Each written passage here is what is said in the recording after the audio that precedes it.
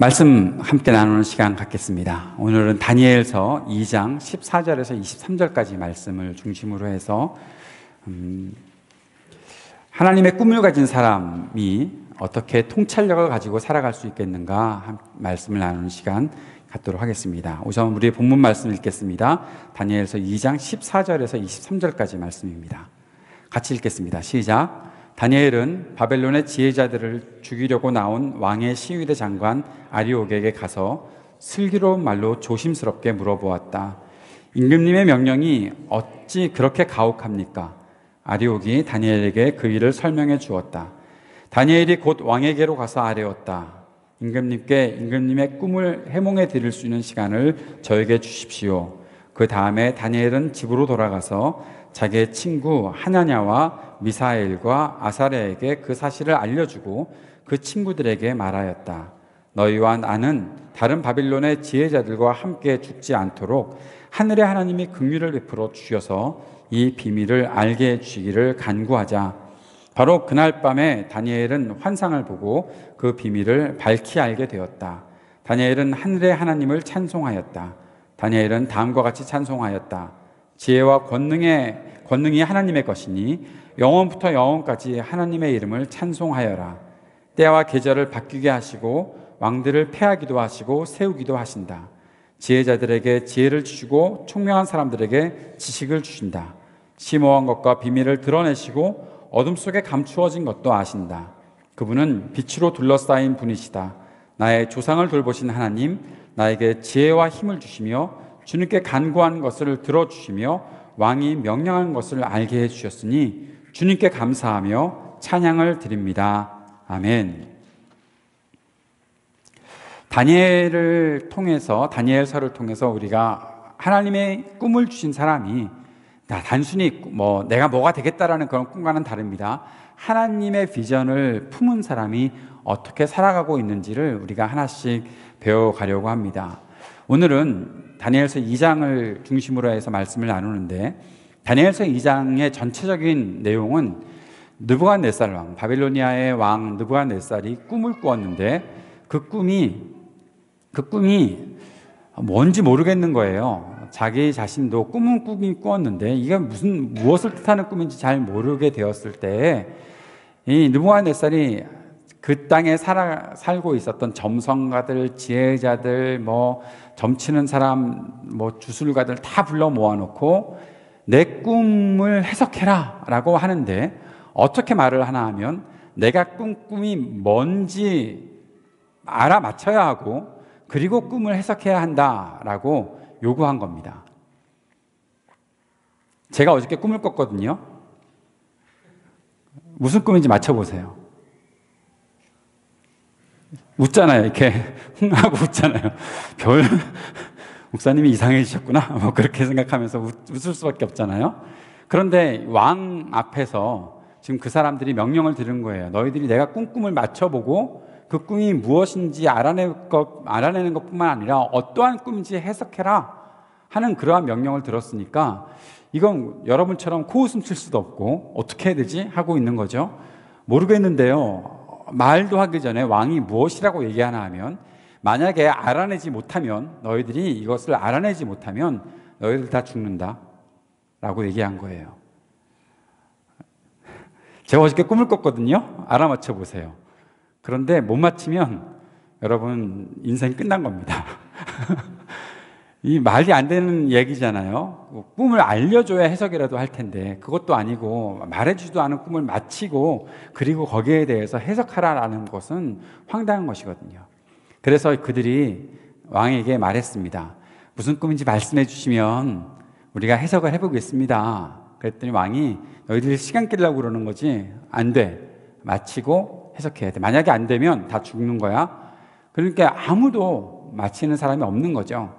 그래서 이제 오늘 본문에 나온 아리옥, 다니엘과는 1장에서부터 다니엘이 처음에 왕이 내려준 음식 먹지 않겠다라고 했을 때부터 인연이 있었던 왕의 대신이었는데, 그가 이제 다 죽이려고 나아가고 있는 거예요. 군대를 이끌고. 사람들이 많을 테니까 군대 가서 다 죽여야 되겠죠. 나아가고 있을 때 다니엘이 그 소식을 듣고, 사실 다니엘도 죽어야 되거든요. 왜냐하면 그런 말이 있어요. 그 2장 13절의 말씀에 지혜자들이 죽게 되었는데 사람들은 다니엘과 그의 친구들도 지혜자들과 함께 죽이려고 찾고 있었다라는 거죠. 다니엘도 죽게 되었는데 그때 아리옥을 만난 다니엘이 그렇게 얘기를 합니다. 왕이 왜 이렇게 급하게 명령을 내리고 급하게 사람들을 다 죽이려고 하느냐. 내가 그 꿈을 잘 알아맞혀 볼 테니까 조금 이 시간들을 우리에게 주었으면 좋겠다라고 얘기를 하는 거죠.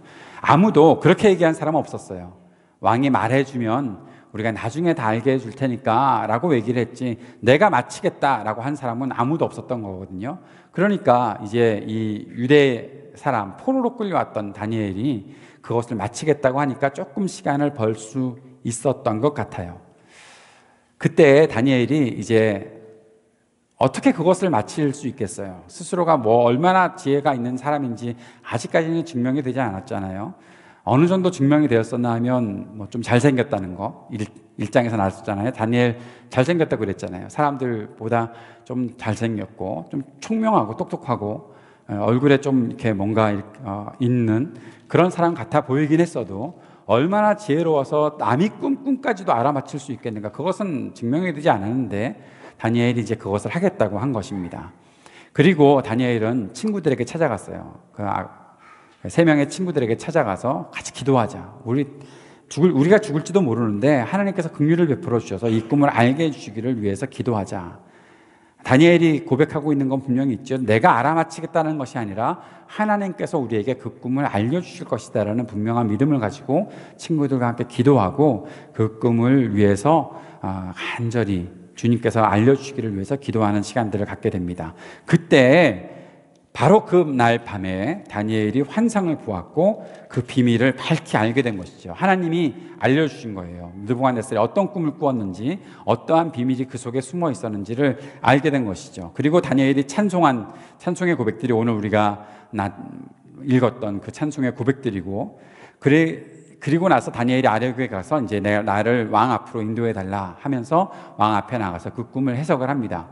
그 꿈의 내용이 무엇인가 하면 금 신상이 있고 뭐 이렇게 놋과 또 철로 되어 있는 큰 신상이 있었는데 머리는 금으로 되어 있고 그 다음에는 은으로 뭐 놋으로 철로 되어 있는 그러한 큰 신상이 서 있었는데 어디서 나왔는지 모르는 돌이 슉 날아오더니 그 신상을 완전히 부숴버린 거예요. 다 가루가 돼버릴 정도로, 아무것도 찾을 수 없을 정도로 그렇게 그 돌이 와서 그 신상을 무너뜨렸던 꿈이었고, 그리고 그 돌이 큰 산이 되어서 서 있는 그러한 꿈을 왕이 꾼 것이죠. 그것을 다니엘이 보게 된 것입니다.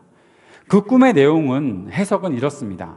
느부갓네살이 바빌로니아를 아주 크게 세웠는데 그 모든 것이, 그 신상이 나타내고 있는 것들은, 느부갓네살이 그 머리가 되어 있는 금처럼 되어 있는 것은 그 아주 찬란한 느부갓네살의 왕국, 바빌론 왕국을 말하는 것이었고, 그리고 나서 은으로 또 놋으로 철로 되어 있는 이 모든 것들은 그 이후에 나라들이 어떻게 진행될 것이다 라는 것들을 알게 해준 것이고, 굉장히 강한 철로 된 나라가 나타나서 이제 그 세계사의 흐름이 이렇게 바뀌어져 갈 것이다. 이제 바빌로니아로 강대국이 시작되었다면 그 이후에 하나씩 왕국이 시작되고 또 계속 흘러가고, 그 다음에 철로 된 나라는 페르시아를 상징하고 있는 것이라고 볼 수 있는데, 그렇게 아주 강한 나라가 나타나는데 그 나중에 흙으로 되어 있다는 것은 그 모든 것들이, 나라들이 아주 강한 나라임에도 불구하고 뿔뿔이 다 흩어진다, 다 갈라져 버린다. 왕국이 계속해서 이제는 싸움이 일어나기 때문에 또 강대국이 나오고 또 강대국이 나오고 하기 때문에, 재밌는 말은 바빌로니아보다 못한 나라가 서서 바빌로니아를 무너뜨리고, 바빌로니아의 그 찬란했던 것은 어디론가 사라지고 또 다른 세계사의 역사가 흘러가게 된다라는 거예요. 재밌는 것은 더 강대국, 더 찬란한 나라가 아니라 뭔가 어떻게 됐길래 바빌로니아가 무너지고 또 다른 나라들이 세워졌다라는 것을 뜻하고, 그리고 나서 강대국이 나타난다. 세계사의 흐름이라는 것이 바로 그런 것이죠. 그렇게 나타난다는 것을 말해준 거죠. 더 중요한 것은 무엇인가 하면, 어디서 나타나는지 모르는 돌이 날아와서 그 모든 강대국들을 다 무너뜨린다라는 것이죠. 그것은 하나님의 통치가 나타난다는 것을 말합니다. 하나님의 역사가 나타난다는 것을 말하고 있는 것입니다. 즉 예수 그리스도를 통해서 오실 메시아의 왕국, 하나님의 왕국이 나타나서 그 사람들이 생각할 때는 이 나라가 과연 무너질까? 바빌로니아 같은 강대국이 무너질까? 또 페르시아 같은 나라가 과연 무너질까? 했던 그 강대국들조차도 어디서 날아왔는지 모르는 사람의 힘으로 만든 것이 아닌 그 돌이 나타나서 모든 것들을 무너뜨렸던 것처럼, 그 신상을 무너뜨렸던 것처럼 이 땅에 하나님의 통치가 나타나서 그 모든 나라들을 무너지게 할 것입니다 라는 것을 보여주는 것이 그 느부갓네살이 꾼 꿈의 전체적인 내용들이었다는 것이죠.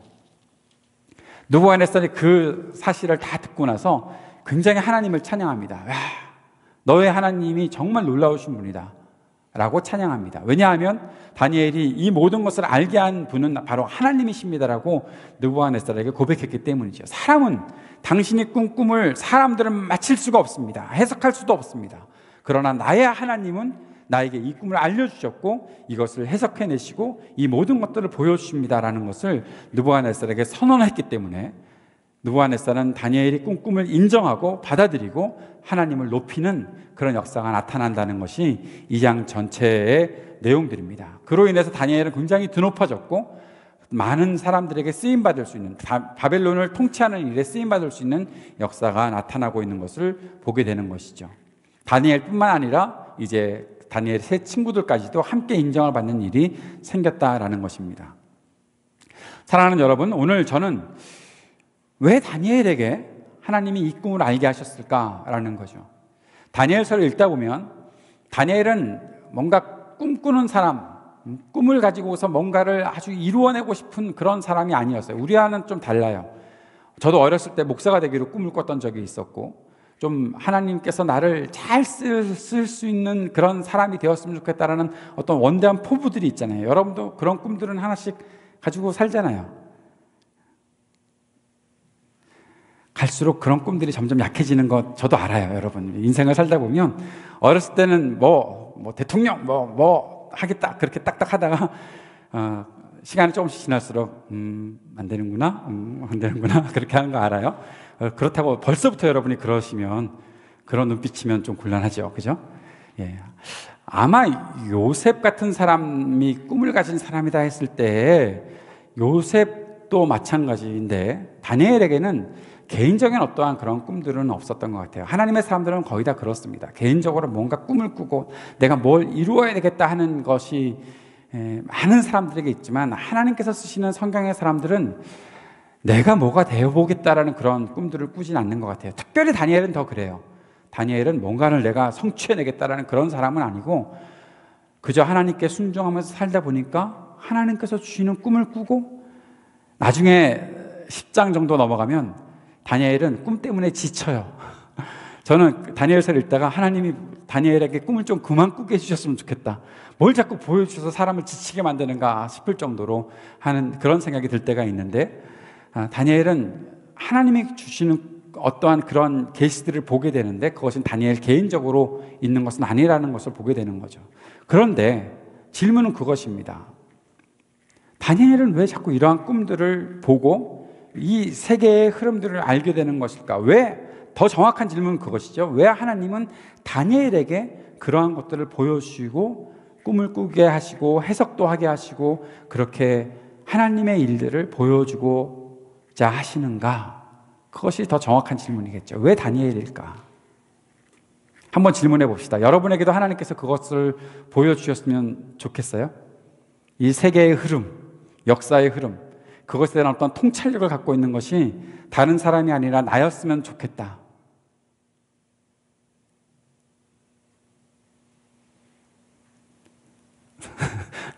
쟤하라고 그러세요.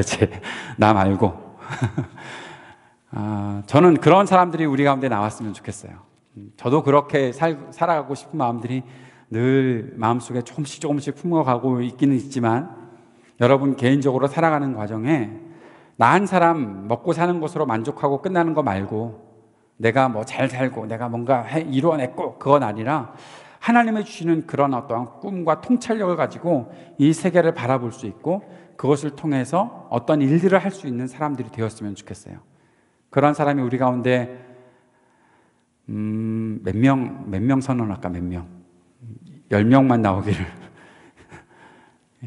한번 소원해 봅시다. 오늘 이 자리에 있는 사람들 가운데 한 10명만 나오기를 한번 소원해 봅시다. 자, 다니엘은 어떤 사람일까 한번 생각을 해봅시다. 다니엘에게서 우리가 배울 수 있는 이 통찰력이라는 것은 넓은 통찰력입니다. 그리고 아주 깊은 통찰력입니다. 넓은 통찰력, 깊은 통찰력. 통찰력이라는 말을 사람들이 많이 하기 때문에 뭔가를 이렇게 꿰뚫어 보면 통찰력이 있는 사람 같은데 뭐 그렇게 얘기하기 때문에, 그러나 어떤 것에 하나만 딱 집어서 그것이 아니라 많은 것들을 보는 것이죠. 다니엘이 시대 전체를 보았던 것처럼 그렇게 가지고 있는 통찰력이 다니엘에게 있었는데, 다니엘에게 있는 그 넓은 통찰력이 어디에서부터 나왔는지 우리가 하나씩 살펴보았으면 좋겠습니다. 첫째, 다니엘이 갖고 있었던 통찰력, 하나님께서 주신 그 통찰력은 하나님의 지혜와 능력을 신뢰하면서 나왔다라는 것입니다. 내가 이 정도 배웠으니까 나는 이 정도의 통찰력을 가지고 있을 거야. 내가 내 지식을 총동원해보자. 한번 그동안의 내 경험들을 총동원해보자. 그래서 내가 이 땅을 한번 바라보자 라는 것이 아니라, 우리 그런 얘기 하잖아요. 이번에 우리 패널 토의를 할 때도 나왔었는데, 우리 개인적인 것은 저를 포함해서 모든 패널들은 공통적으로 하는 이야기가 내가 경험해 보았는데 이런 것입니다. 이런 것을 이렇게 대답할 수 있습니다. 그것이 우리의 모습이잖아요. 원래 우리는 그렇게 할 수밖에 없죠. 내가 이 정도 경험을 해봤는데 그렇습니다. 다니엘은 그것이 아니에요. 다니엘이 이 정도 내가 살아봤는데 그것입니다 라고 얘기하지 않았어요. 지금 다니엘은 굉장히 젊은 상황이에요. 뭐 한 20대 정도 되었을까 싶은 그런 아주 젊은 청년입니다. 살아왔던 경험으로 무엇을 대답해 줄 수 있겠습니까? 그런데 다니엘이 가지고 있었던 것은 바로 그런 것이에요. 내가 경험하지 않은 것들. 그러나 다니엘이 분명히 신뢰하는 것이 있었죠. 그것은 하나님의 지혜, 하나님의 능력을 신뢰하고 있었고, 하나님께서 알게 해주시는 것들을 확신을 가지고서 말할 수 있었던 그런 통찰력이다라는 거예요. 사랑하는 여러분, 우리가 갖고 있는 통찰력이 세상 사람들과 달라지기를 바랍니다.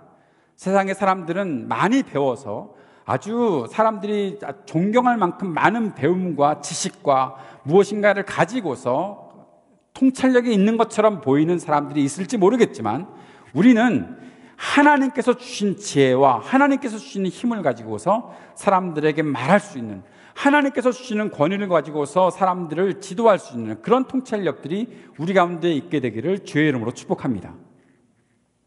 아멘 합시다. 이럴 때는 제가 아멘을 많이 요구하는 거 아니잖아요. 이럴 때는 한 번 정도 아멘 하는 거 어떨까 싶어요. 여기 하셨나? 저는 이쪽만 보고 있었는데 다시 한번 축복합니다. 사랑하는 여러분, 여러분의 인생의 경험 때문에 여러분이 통찰력을 가지고 있다고 말하고 인정받는 것 아니라, 하나님께서 주시는 지혜와 능력을 신뢰하기에 사람들을 바른 길로 인도할 수 있는 통찰력이 여러분에게 있게 되기를 주의 이름으로 축복합니다. 아멘. 감사합니다. 내가 안 했어. 아멘. 나도 아멘. 자, 그 다음에 다니엘이 가지고 있었던 통찰력의 모습은 겸손함이었습니다. 통찰력을 가지고 있는 사람들은 사실 굉장히 이렇게 자만할 수 있습니다. 내가 아는데 그거, 난 이렇게 생각해 라고 말하면 사람들이 오 그래요? 뭐 그렇게 할 수 있을 거 아니겠어요? 그러나 다니엘은 그렇지 않았어요. 네가 나의 꿈을 해석해 줄 수 있다고 왕이 물어보았을 때, 아니요, 내가 아는 것이 아니라 하나님께서 알려주셨습니다.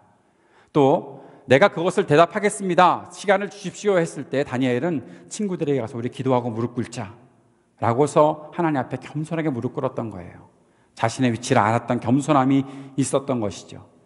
사랑하는 성도 여러분, 우리가 하나님께서 구별해 놓으신, 하나님께서 구별해 주신 통찰력을 가진다면 우리의 그 통찰력의 모습은 겸손함으로 나타나야 합니다.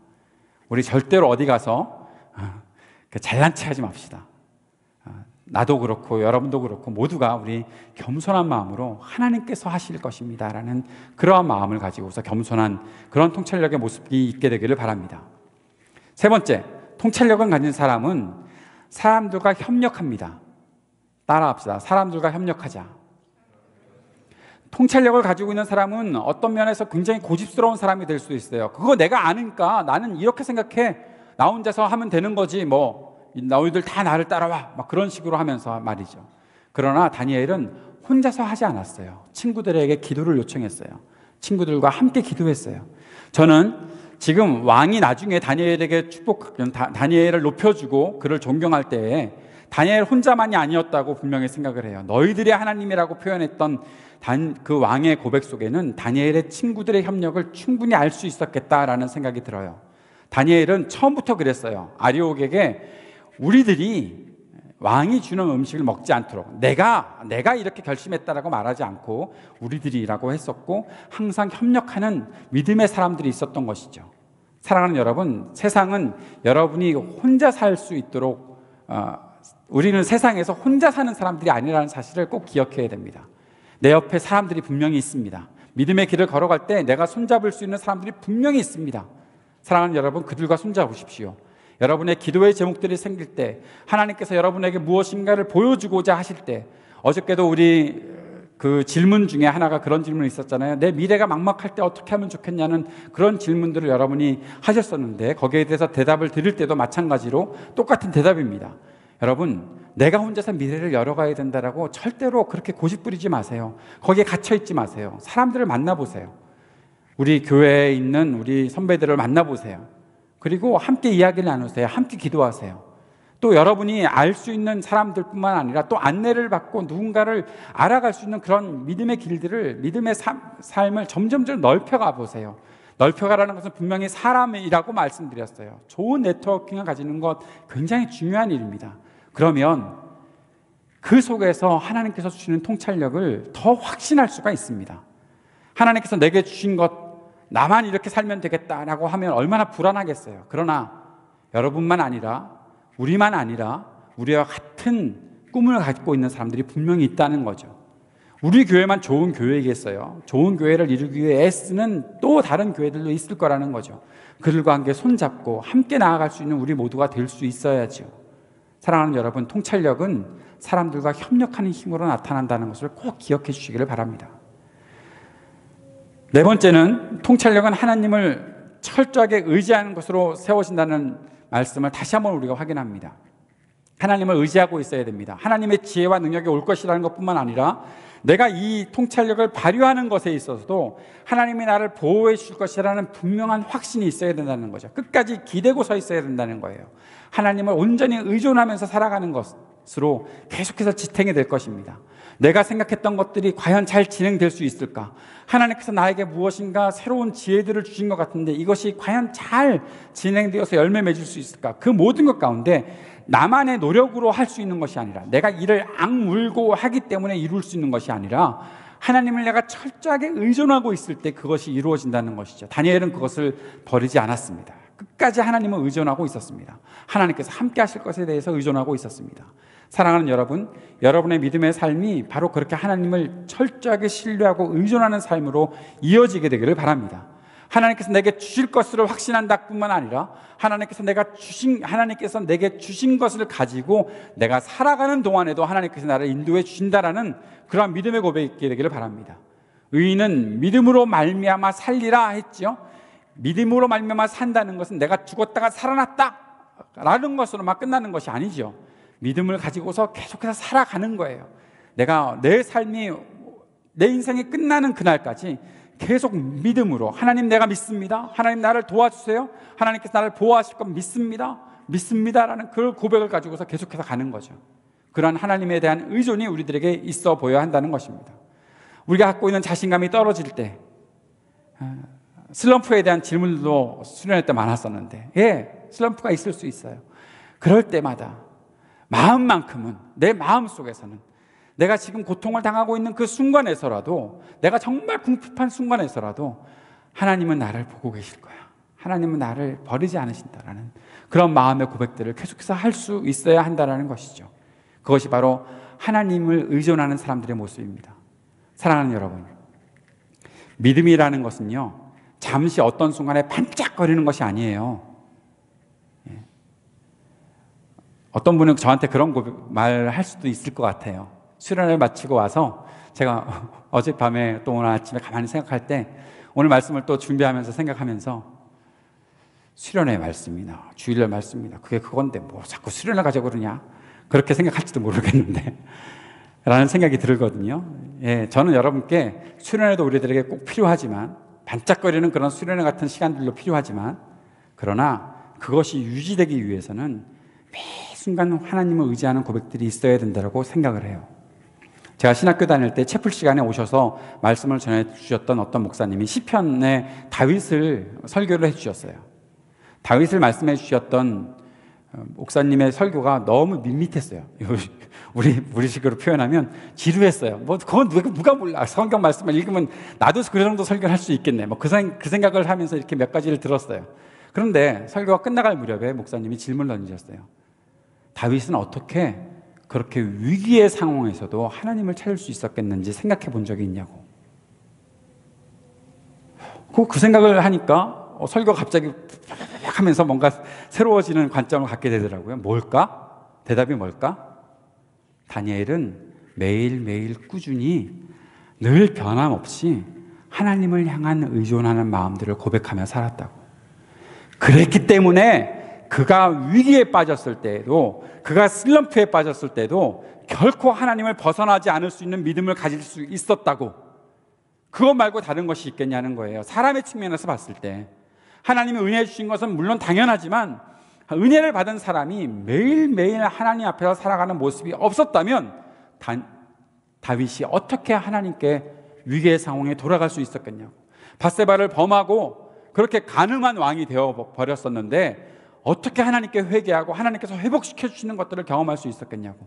다니엘은 그가 참 연약한 인생을 살아가고 있었지만 그는 날마다 하나님을 찬양하고 날마다 하나님의 말씀을 묵상하며 살았기 때문에 그렇게 회복되는 일들이 가능하지 않았겠냐고.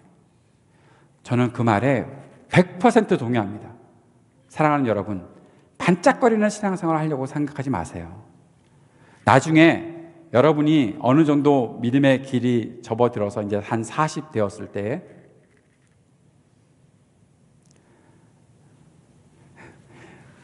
여기다 먼저 말씀드릴게요. 사랑하는 여러분, 우리 그 선배들, 우리 청년들과 함께 이야기할 때 그런 이야기 하면 안 됩니다. 아, 내가 20대 때 나 정말 잘했었다.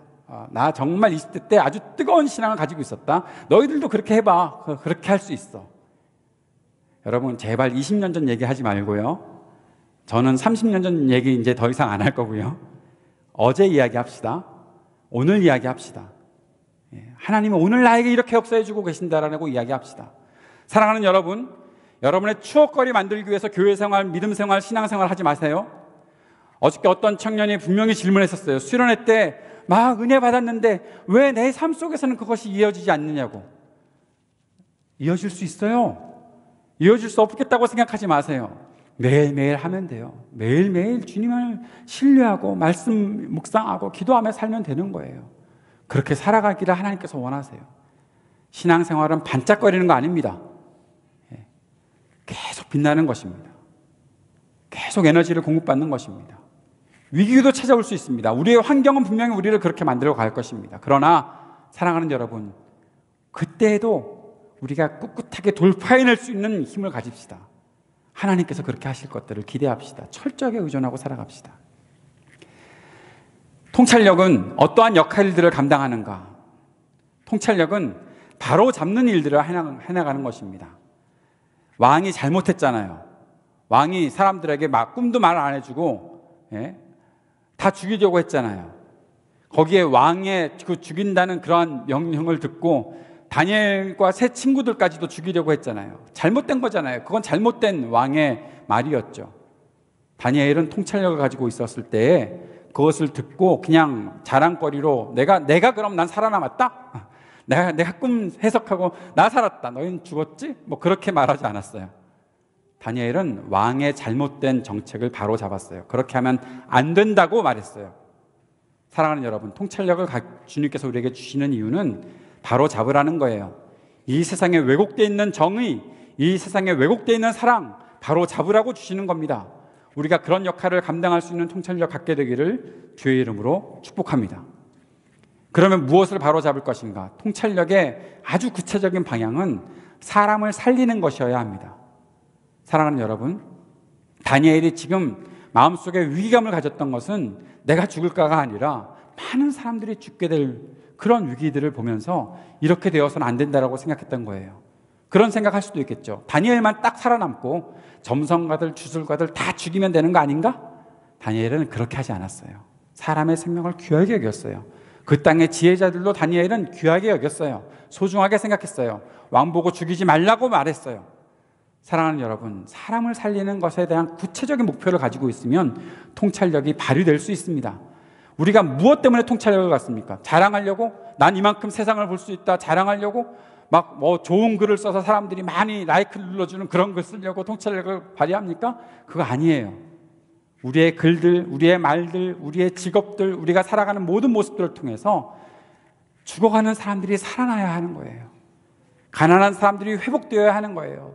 병자들이 치유되어야 하는 거예요. 아픔을 가졌던 사람들이 위로받아야 하는 거예요. 그렇게 바르게 사람들을 살리는 일에 통찰력의 역할이 나타난다는 것을 우리가 바라보아야 하는 것이죠. 마지막으로 통찰력의 결과는 하나님의 역사를 보게 합니다. 하나님께서 어떻게 하실 것이다라는 것들을 알게 하는 것이죠. 사랑하는 여러분, 하나님께서 우리 가운데 분명히 역사하실 것입니다. 그 사실을 믿으며 나아갑시다. 하나님께서는 이 세상의 통치자이십니다. 창조하셨고 마칠 때까지, 또 영원한 세계까지 하나님께서 다스리십니다. 하나님께서 주인이십니다. 하나님께서 하실 것입니다. 그것을 고백하는 것이 통찰력의 기본이에요. 그것을 모르면 사실 경험밖에 얘기할 수 없어요. 이렇게 되겠지요, 그 정도 얘기할 수 있어요. 그러나 하나님께서 우리에게 주시는 통찰력은 그런 것 아니에요. 우리는 하나님의 역사를 바라보아야 합니다. 사랑하는 여러분, 하나님께서 여러분들에게 그런 통찰력 주기를 주의 이름으로 축복합니다. 그런 마음을 가지고 살아가고, 그 생각을 가지고 살아가고, 하나님께서 주신 통찰력을 가지고 이 땅을 섬기는 사람들이 되어봅시다. 이 세상을 바르게 섬기는 사람들이 되어봅시다. 그 꿈을 가지고 공부합시다. 그 꿈을 가지고 훈련합시다. 그 꿈을 가지고 말씀을 묵상하고, 그 꿈을 가지고 우리의 가정 속에서, 우리의 삶 속에서 온전한 회복을 이뤄나가는 저와 여러분이 되었으면 좋겠습니다. 기도하겠습니다. 사랑하는 주님, 오늘 우리에게 말씀하신 것을 우리가 마음속에 새기고 하나님께서 이루고자 하시는 일들을 향해 한 걸음 더 전진하는 우리 모두가 될 수 있도록 인도하여 주옵소서. 예수님 이름으로 기도합니다. 아멘.